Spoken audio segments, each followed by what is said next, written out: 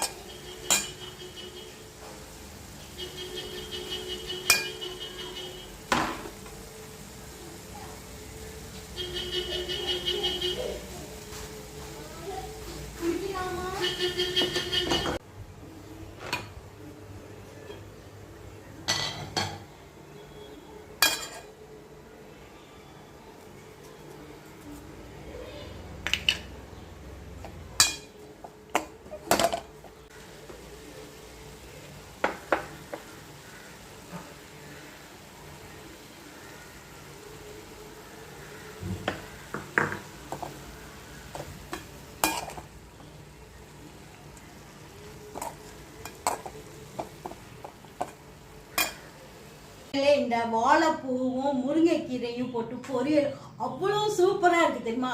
இந்த வாழைப்பூ துவப்பா இருக்கு பார்த்தீங்களா, அந்த துவப்பே தெரியல, அவ்வளோ டேஸ்டாக இருக்குது. இந்த குழந்தைகளுக்கு கூட கொடுக்கலாம். இந்த குழந்தைகளுக்கு கூட நல்லா தோசை மாவுல கூட கலந்து கொடுக்கலாம். சூப்பராக இருக்கும்.